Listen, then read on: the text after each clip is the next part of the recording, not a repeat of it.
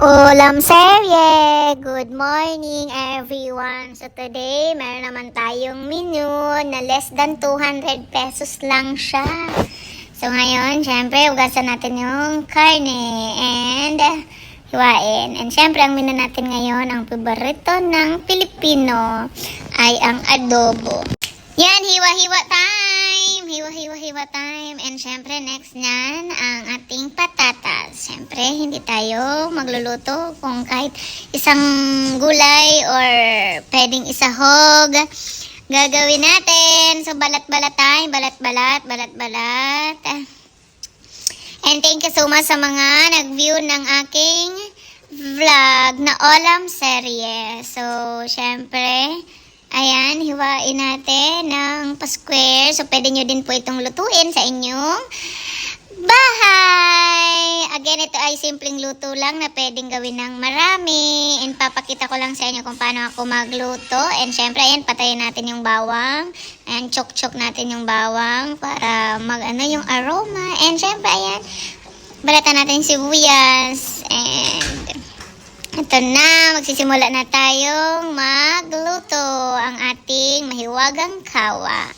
Baka naman ay mag-sponsor ng kawa. And ayan, syempre painitin ninyo muna yung kawa. And pag mainit na yan, lagyan ng oil. Depende kung ikaw, anong ginagamit mo na oil. Konti lang yan kasi mag-oil po ang karne. And syempre, lulunod natin yung sibuyas. Again, kung ano yung una mong ginagawa. And syempre yung bawang. Hanggang sa mahilo po yan, halo-haloin natin. And syempre yung karne. And bibihira lang kami magkarne kasi dapat healthy.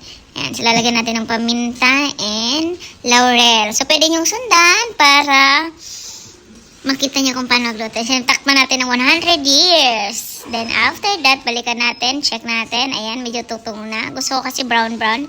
Ito yung pagluto ko ng adobo. And, syempre, huwag tayong titigil hanggat di siya mangitim. Ayan. And, lalagyan natin ng konting toyo at konting oyster. Sobrang konti lang yan kasi konti lang ang lulutuin natin. And, takpan ulit para siya ay mahimatay. Joke lang. So, ayan na. Check natin ulit. And syempre, ayan yung inaantay natin para siya ay masarap. Ayan. Syempre, lagyan natin ng konting tubig. Kasi, papalambutin pa natin yung karne. Kasi masarap kumain ng adobo pag malambot ang karne. And lagyan ng konting asin and asukal. At syempre, pagkatapos ng 100 years, lagay na yung patatas and halu-haluin. And syempre, antay ng ilang taon ulit bago buksan ulit. At antay ulit. And syempre, ayan na. Patapos na siya. Ayan na. Pwede nang kainin. See you sa next video.